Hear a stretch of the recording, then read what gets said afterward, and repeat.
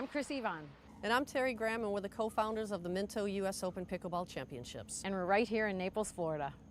I think Naples is the pickleball capital of the world, one, because of this world-class event, but two, because there's thousands of pickleball players that are here. There's nothing like the energy you get when you come into this park and everything starts humming throughout the day.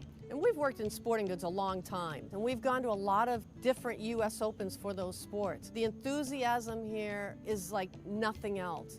4 years ago, I was working for Wilson Sporting Goods, and I was running around the country doing product presentations at Dick's Sporting Goods, Sports Chalet, Sports Authority, and everybody was asking me, when are you going to do pickleball? And I'm like, pickleball? What the heck is pickleball?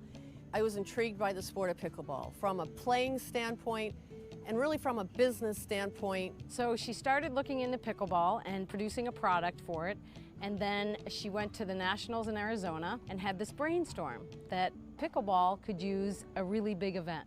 My mind's going crazy, you know, and get on the laptop and I just type in US Open Pickleball Championships to see if there was a trademark available on it, and it was. So that's when I called Chris and said, hey, I got this brainstorm idea. What do you think if we do the US Open Pickleball Championships? So over the course of the next couple of weeks, we talked about it and we thought, yeah, you know, maybe this could be something good. And we started thinking, where are we going to do this event? My first thought was someplace out west. And then the more we talked about it, we thought the Villages may be a good place to do it. You know, a lot of pickleball at the Villages. So we went down and we did a presentation, did a whole business plan of why we should do it there, and it just didn't work out. So then we came down here and we had a meeting with Collier County a couple of days later, and we were down in Marco Island, and some people down there said, if you want to know pickleball, go up to Naples. So we walked in here and I turned to Chris and I said, this could work. And then we met Jim Ludwig. I'm a local boy down here in Naples. I'm sort of called the pickleball guy down here in Naples. About 3.5 years ago, we had about 48 people playing pickleball. Courts were filled up. You were sitting waiting for 20, 25 minutes. And I realized how fast the sport was growing, so what I decided to do is approach the county and convince them that we needed a couple of more courts. It took me about 8 months to get them to finally approve to get 4 courts. Then along came Terry and Chris. They were walking by and said that they were interested in running the US Open Pickleball Championships, which actually multiplied the factor that we needed more courts because we all decided that the US Open needed to be here. So we ended up going to the Collier County Visitors Bureau, and we had a big PowerPoint presentation of why they should bring the US Open here. And in walks this man. And he says, hi, I'm Jack Word. I'm the executive director of the CVB. And I kick her under the table and I thought, all right, we got some attention here now. Well, originally I had heard about pickleball and I really didn't know what it was. Our Parks and Rec folks started talking about it a couple of years ago. So he sits down and he says, you know, I'm not staying, and he stayed the whole meeting and he listened to the whole presentation. And we knew then that we had something, and he asked a lot of really good questions, a lot of really good business questions that related back to tourism, how this was going to affect his tourism. We're looking for ways to grow sports tourism here in the community, and I thought, well, this might be a great opportunity for us to really get in kind of on the ground floor of what sounds like a real growing sport. We said, we're going to take a chance here. We're going to take some risk. And we got the contract 48 hours later. The challenges that we faced in the first year were convincing people in leadership that this was a great idea. Our next stop after talking to Chris and Terry and Jim was we took it to the county commission. My name is Donna Fiala, and you know, there was a day that some people called and asked if they could come into my office. They said they had this great idea about pickleball. What in the heck was a pickleball? They said, why don't you come down and watch? So I went down to the park, and there were about 100 people playing down there. So I thought it was fascinating, and they were talking about having some tournaments here, and I said, fine, you know, we're going to assist you in any way we can. And then they said, what we need is a sponsor. And Terry goes up to Donna and we're standing and talking. She goes, do you have any contacts with a sponsor that does housing developments? She goes, yeah, I know the VP of Minto. So she gets out her phone, she calls Bill Bullock at Minto, and she says he's interested, he wants to meet with you guys in the morning. And we go home and we put a PowerPoint together and we get back here at the park at like 10 in the morning, and Bill comes over, we do our presentation, and really within about a couple hours, he was on board. So with our sponsorship with Minto, they're building a housing community which is literally right next door. I could throw a rock and hit a house over there. The first year that we did this event, they sold 4 houses that weekend, and it's just skyrocketed since then. Chris had a contact at Zing Zang because they're based out of Chicago. We went to present to the founder of Zing Zang Bloody Mary Mix. He took a gamble on us. He took a gamble on us because of Chris's relationship with him. So we ended up calling this court the Zing Zang Championship Court. What better name for a championship court? So the next discussion was, so what do we need to do to really get ready? If we grow this, we need more courts. We went back to Terry and Chris and talked about that. They reached out to the pickleball community and virtually everyone was unanimous. We want to play right in one location. We want to be able to walk around and see our friends playing and so forth. We don't want to have to get in the car and go somewhere else. Well, that discussion really convinced us, let's just make East Naples Community Park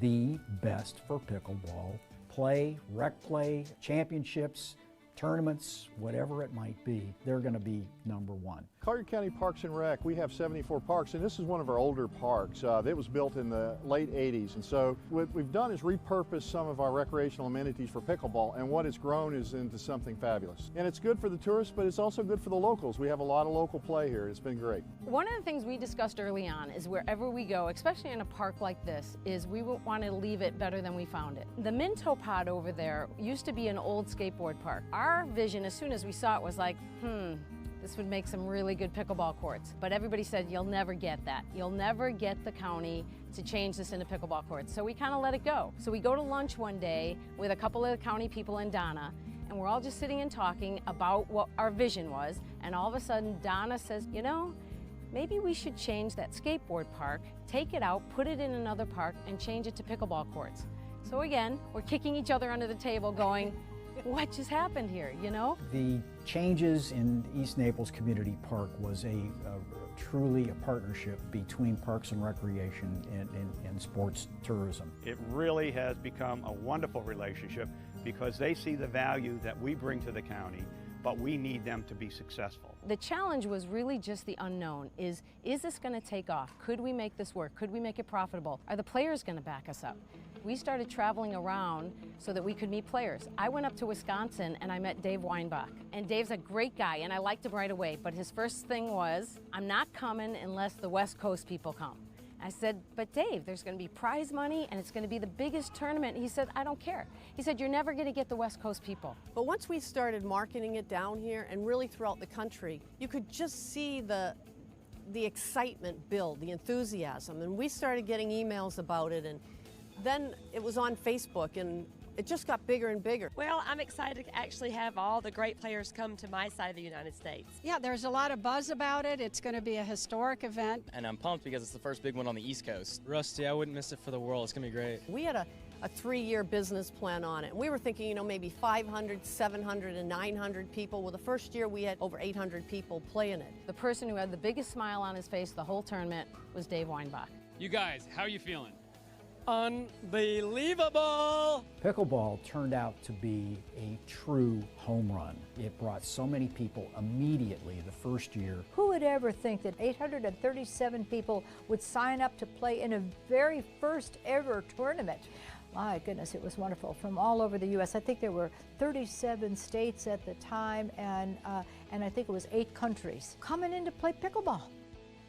Right after the first year, Terry and Chris came back and said, here's our vision for year 2. The county came to us and projected that we build a shade structure. And then Jim ended up with his vision, working very, very closely with the county to put this up. We talked to our tourist development people and said, we have the shade structure, we have a picture of it, rather expensive though. And they said, it brought us so much business this year, we'll pay for it. But it ended up being a little bit over budget, so we ended up going to our sponsor Minto and asked them, hey, we would like to do a little bit, will you do a little bit so we can get this beautiful shade structure? And Minto said, in a heartbeat, we'll jump on board with you. So they ended up, with our help, building this shade structure and naming it the Minto US Open Pickleball Championships Arena.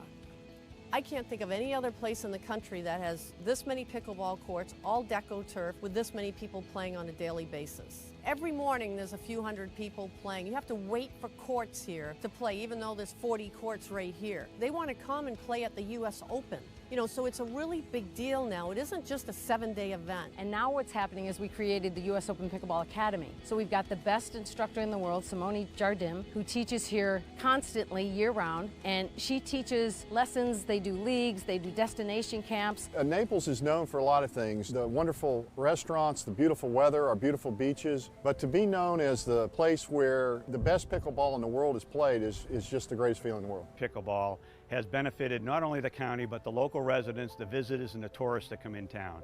Tourists can come into this park any day of the week and get into a game of their level, their skill level, and enjoy it. 4 years ago, I really knew very little about pickleball. And now I feel like I'm enmeshed in the sport. I really enjoy it. It's something that's not only giving me a career, but it's giving me a lot of new friends and a lot of new opportunities. I get so much satisfaction walking around this venue, and this is a lot of work. But walking around and having players say this is the best thing that happened to them, or having the pros come up and say thank you for doing this event. It is so cool to look at these players and see them smiling ear to ear. It's very rewarding what's going on in the sport of pickleball now. We often think, what's the future of the Minto U.S. Open Pickleball Championships? And Chris and I were sitting in the bleachers the other day just kind of looking around, and I said, we can't stop this now. We have a responsibility to the history of the sport to keep this going. And we went into this thinking 5 years. But when I sit here today and I look at people like Kyle Yates and Simone Jardim playing on this court,